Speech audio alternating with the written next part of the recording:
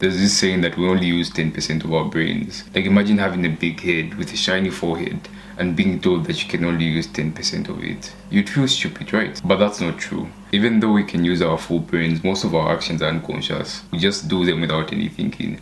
And these are called habits. Your habits literally have control over the direction of your life. So in this video, we're going to have a review on the quote-unquote best book when it comes to habits. And that's Atomic Habits by James Clear. It will be the first book of the book summary series that we're starting on this channel. So we're going to be having a book review every month. And if school gives me time, we can be having more than one. I can't say this book changed my life, but the way it explains the concepts of habits and how to make or break them makes it a whole lot easier to understand how habits are made and how you can build certain habits that will help you. It will help you figure out how to get rid of bad habits and how to build good new ones. Most of our habits follow a loop, and this loop looks like this. The first step is a cue. This is the trigger of the habit. It's a thing that brings the thought of you performing a certain habit or you doing a certain thing. If you smoke, this trigger might be cigarette smoke. If you drink, this might be the sight of you seeing some billboard promoting alcohol. Anything that triggers you to think about something is a cue. The second step is craving. If your phone buzzes while you're working and a message pops up, that's a cue. Now you're thinking about seeing what's actually in the message, and that's a craving.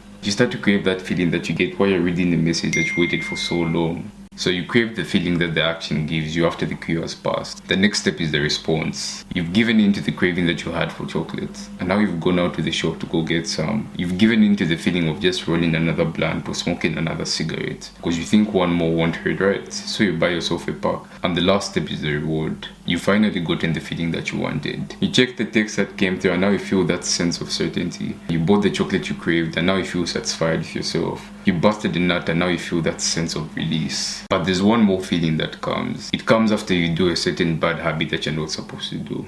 And that feeling is shame. Shame is literally the worst emotion you can feel. You know you weren't supposed to do it, but you still did it. So you beat yourself up because you know you're way better than that. You just can't seem to find a way to stop. Luckily for us, the author provided a simple framework on how you can build new habits and how you can break bad ones. If you want to build a new habit, the first thing you'd have to do is make it obvious. I've got this habit of meditating a few minutes after my alarm goes off, and I've been trying to build the habit of reading the Bible, but I just seem to fall off every time. I've got a small nightstand that sits next to my bed. I'm pretty sure you can see it behind me. And I usually put my Bible on top of it. So at the moment I wake up, it's usually one of the first things that I see. And I've slowly built the habit of reading it. It's actually a concept the author talks about in the book, and it's called habit stacking. This means you do an action that you want to make a new habit immediately after you've done a habit that you already have. So let's say you've got the habit of working out in the morning. A habit that you can build under it would be to take some supplements. Another one is we all eat in the evening. That's a habit. So a habit that you can stack after that is brushing your teeth and scraping your tongue because your breath smells. If you want a habit to stick, you're going to have to make it attractive. If you're a materialistic person, you can buy the perfect gym attire.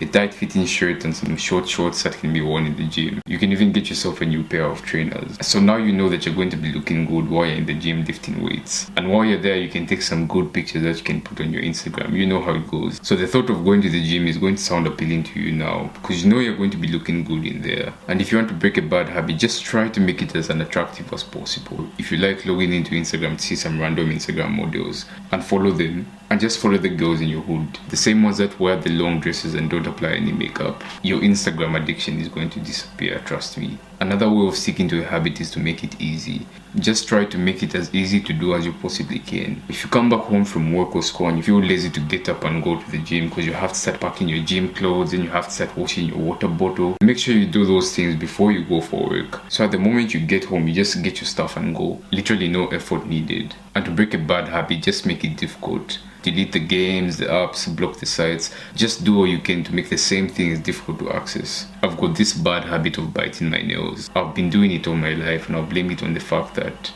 I have been a very anxious individual, and it seems easier for me to bite nails that already look ugly in my eyes. So I plan on putting in a little more effort and probably get a manicure because it will be difficult for me to bite them if they actually look alright. That's how I plan on doing it, and you can apply the same concept to whatever you're working on. Just to put in a little more effort that will stop you from doing what you want to stop doing. You can apply the same concept to a situation that you're in. And the last way to make a habit stick is to make it satisfying. So you find it satisfying to work out because it gives you that pump, and that pump makes your muscles feel bigger and look bigger. That's exactly what you want. Try to make the actions that you want to become habits as satisfying as possible. You can have a habit tracker and count the days as you go on. because the feeling of progress is powerful. You obviously won't see results immediately, but tracking yourself is like casting votes for your future self. Just provide yourself with clear evidence of your progress, and that will give you the incentive to keep going. But the opposite goes for breaking a bad habit. Just make it as unsatisfying as you possibly can. If you come across a triggering picture on Instagram or whatever, look at the number of likes that it has, let alone just look at the comments. So imagine this, you see the picture has about 10,000 likes on it. At least 10% of the guys that like that picture busted to it. 10%, that's 1,000 guys. And so if you do it, then you've automatically added yourself to that list. Now, you're like in a group of 1,000 guys who busted to one picture. A literal picture, like, they're just pixels on the screen, it wasn't even real. That sounds disgusting, right?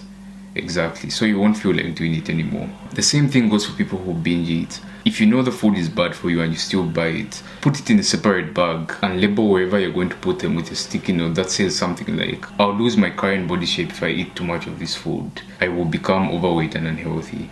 My face will be bloated and I won't fit my clothes anymore. I won't feel good about myself and I'll put myself at a huge health risk. You can even end it by saying, I love myself and I don't want that to happen to me. It seems like you're being too hard on yourself, but if you want something to be unsatisfying, you need to remind yourself of how detrimental it is. How detrimental the consequences are going to be. If you do something you're not supposed to do, you should be able to face the consequences of your actions. But try to keep in mind that the habit that you've built for years and years won't shade away easily. That's why tracking yourself helps so much. Let's say you do a certain habit and you've been doing it for the past 5 years. You do it every day and you're trying to break that habit. So you track yourself. You try to see how many days you can go without it. And after 3 days you relapse. But you've made some progress because you used to do it every single day. And now you've done it after 3 days. And so you try again. You go 3-4 days without doing it, 5 days, 6 days, then you relapse. I don't think it's right for you to feel shame then because you're making progress. You were the type of person to do it every day, and now you're doing it every after a few days. Soon you'll be doing it every after a few weeks, every after a few months. And then the habit won't exist anymore. You don't lose all your progress after one failure. That might happen in games, but that doesn't happen in real life. Perfection isn't possible. Progress is. So in summary, this is how you build good habits and break bad ones. You build good habits by 1, making them obvious, by making them attractive, by making them easy to do and by making them satisfying. And you break bad habits by making them invisible, making them unattractive, making them difficult to do and by making them unsatisfying. Those are the basic concepts of the book, but I'm going to give 5 more lessons that I learned from the book just as a bonus. And the first one is, goals are good for setting a direction, but systems are best for making progress. One of the reasons we fail to complete our goals, let alone just stick to them, is because they're vague. We just go out and say, oh, I want to do this, I want to become this, I want to do this, I want to do that. But we don't outline how we're going to do it. We set vague intentions and don't really outline a way to achieve what we want to achieve. So we set the goal, we write it down on a piece of paper, but we don't write down how we're going to reach that goal. We might try to add the good habits a bit here, but we still do the bad ones, and that's why we don't go far. If we set the intention of a big goal that we want to reach, then we have to outline how we're going to reach that goal. You have to outline the process, what you're going to be doing to get you to that place that you want to be. What process will make you accomplish that goal? What habits will help you along the way? What do you need to do?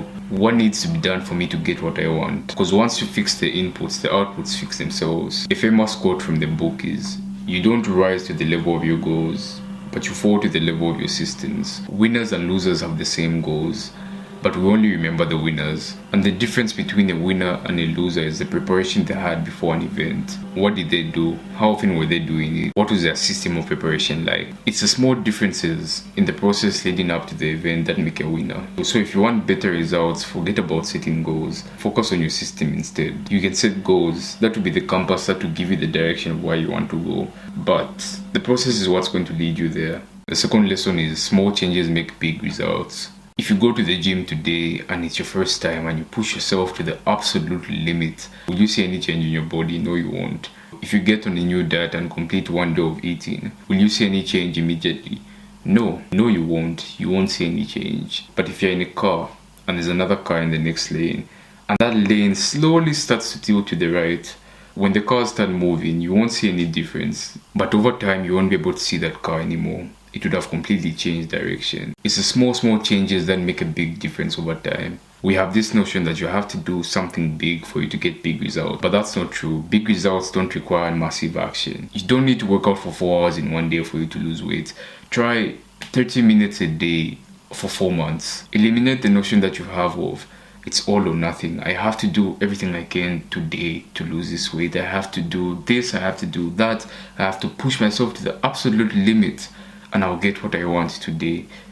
No, you won't. It's the small, consistent habits that lead you to big results. You just have to trust the process. Even though you don't know if the process is trusting you, you still have to trust it. Okay?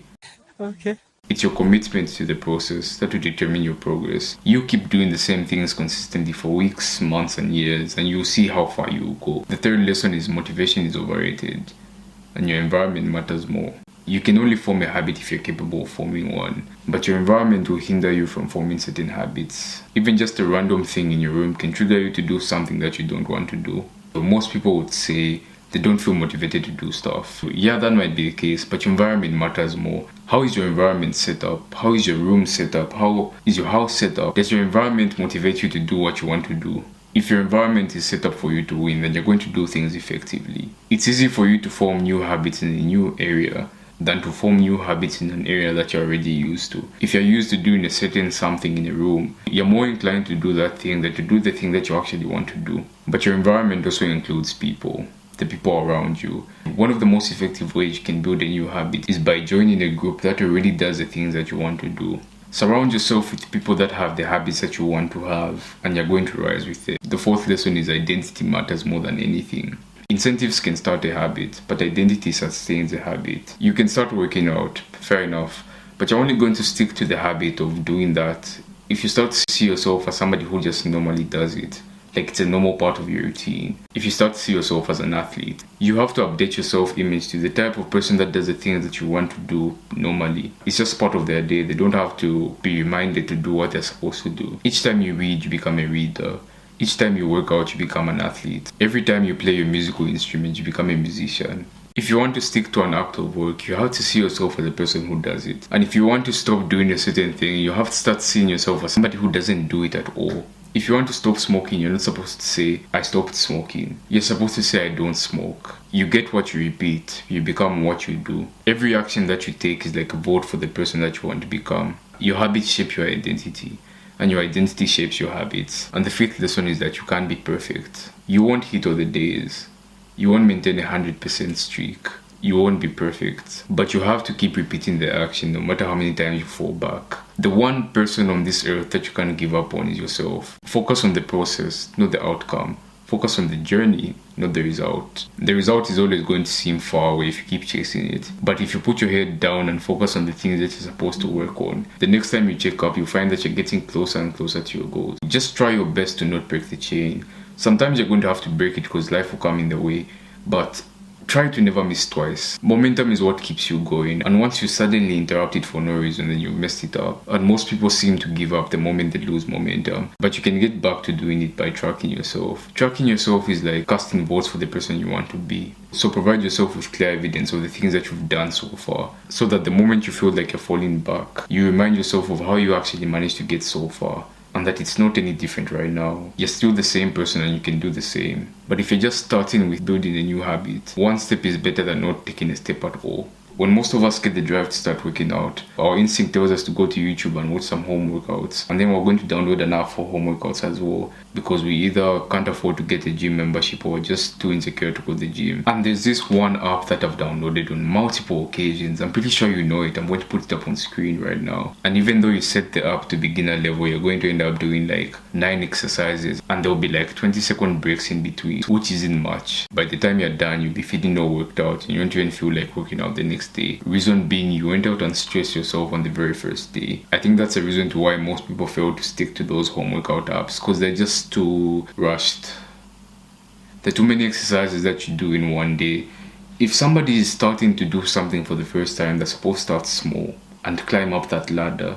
You don't start from the very top. It's like you don't start a game playing legendary. You don't start a game playing at the highest level. You have to start from the bottom and climb to the top. Even though it may hurt your ego, you just have to accept that when starting out, you won't be good at it. It's a short workout that get you started. And as time goes on, you're going to get bigger and stronger. and your workouts will inevitably get longer. Good habits make time your ally, and bad habits make time your enemy. Most bad habits can actually be cut down as easily as good habits can be built. The reason why we relapse and keep doing the things that we're not supposed to do is because we try to pluck out the bad habit.